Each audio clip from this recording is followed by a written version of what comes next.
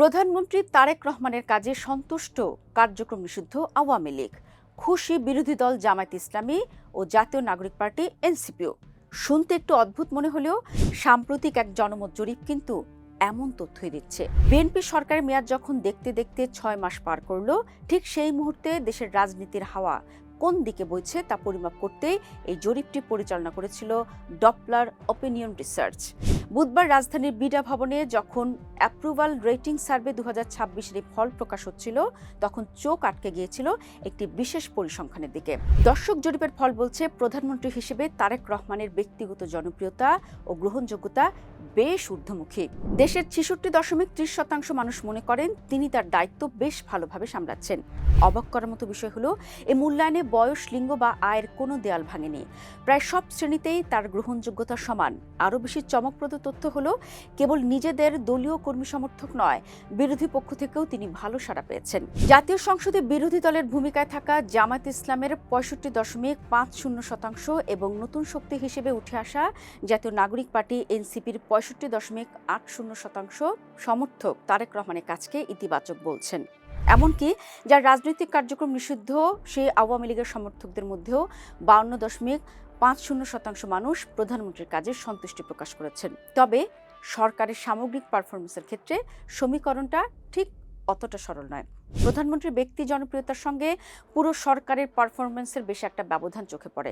সরকারের সার্বিক কর্মকাণ্ডে সন্তুষ্ট 54.50% মানুষ, আর 32.90% মানুষ একদমই খুশি নন। দেশ সঠিক পথে এগোচ্ছে কিনা এমন প্রশ্নে 48.60% ইতিবাচক মত দিলেও 35.60% মানুষ সংশয় প্রকাশ করেছেন।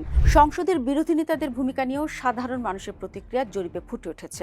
বিরোধী দলীয় নেতা জামায়াত আমির শফিকুর রহমানের সংসদে ভূমিকাকে ইতিবাচক হিসেবে দেখছেন 47.70% মানুষ। অন্যদিকে বিরোধী দলীয় চিফ হুইপ ও এনসিপির আহ্বায়ক নাহিদ ইসলামের ভূমিকা ইতিবাচক সাড়া দিয়েছেন 39.80%।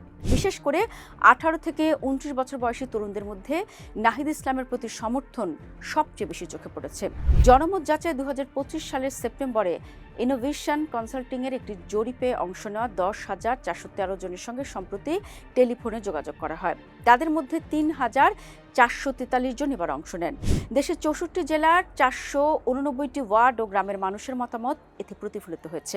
দর্শক, জনগণের দৈনন্দিন জীবনের সবচেয়ে বড় অস্বস্তি বা উদ্বেগের ক্ষেত্রগুলোতে আলোক ফেললে দেখা যায়, মানুষ সবচেয়ে বেশি ভুগছে দুটি জায়গায়: বিদ্যুৎ ও জ্বালানি সংকট এবং নিত্য প্রয়োজনীয় পণ্যের আকাশচুম্বী দাম। উত্তরদাতাদের প্রায় 59.5% মানুষ এই সমস্যাগুলোকে সবচেয়ে বড় চ্যালেঞ্জ হিসেবে চিহ্নিত করেছেন। আর সরকার এই দুটি খাতেই সবচেয়ে নেতিবাচক রেটিং এসেছে। প্রায় 89.40% মানুষ সরকারের বিদ্যুৎ ব্যবস্থাপনা এবং 69.10% মানুষ বাজার দরের উপর সরকারের নিয়ন্ত্রণে অসন্তোষ প্রকাশ করেছেন। প্রায় 46.50% মানুষ জানিয়েছেন 1 বছর আগের চেয়ে তাদের অর্থনৈতিক অবস্থা খারাপ হয়েছে। অবশ্যই অর্থনৈতিক টানাপোড়েনের মধ্যেও কিছু স্বস্তির চিত্র ফুটে উঠেছে। দেশের সামাজিক নিরাপত্তা ও নিরাপত্তার প্রশ্নে প্রায় 67.50% মানুষ রাতের বেলা একা চলাফেরা করতে নিরাপদ বোধ করেন। ধর্মীয় স্বাধীনতার ক্ষেত্রে 95.20% মানুষ উন্মুক্তভাবে নিজেদের ধর্ম পালনে নিরাপদ মনে করেন। তাছাড়া সরকারের ফ্যামিলি কার্ড ব্যবস্থাকে 78.60% এবং নতুন কর নীতি 70.70% জনগণের সমর্থন পেয়েছে। জনপ্রতিনিধিদের মূল্যায়নের জায়গায় 50.90% মানুষ বলেছেন এলাকার যে কোনো সমস্যা নিয়ে সংসদ সদস্যদের কাছে গেলে তারা কথা শোনেন। যদিও ক্ষমতা গ্রহণের মাত্র 6 মাসের মাথায় কোনো সরকারের পক্ষে সব সংকট এক নিমিষে জাদু মন্ত্রের মতো সমাধান করে ফেলা সম্ভব নয়, কিন্তু সাধারণ মানুষের সবচেয়ে বড় জায়গা, অর্থাৎ তাদের পকেটের টান এবং বিদ্যুৎ জ্বালানি সংকটের দ্রুত সমাধান না হলে প্রধানমন্ত্রী তারেক রহমানের ব্যক্তিগত জনপ্রিয়তা ধরে রাখা কঠিন হতে পারে। বর্তমানে দেশের 48.40% মানুষ আগামী 1 বছর নিয়ে আশাবাদী হলেও বাকিদের সংশয় দূর করাই এখন নতুন সরকারের সামনে সবচেয়ে বড় চ্যালেঞ্জ। সামগ্রিকভাবে বললে দেশের মানুষের কাছে নতুন প্রধানমন্ত্রীর ভাবমূর্তি এখনো বেশ উজ্জ্বল। তবে বাজারের আগুন আর বিদ্যুৎ সংকট সেই জনপ্রিয়তার পথে বড় বাধা হয়ে দাঁড়িয়েছে।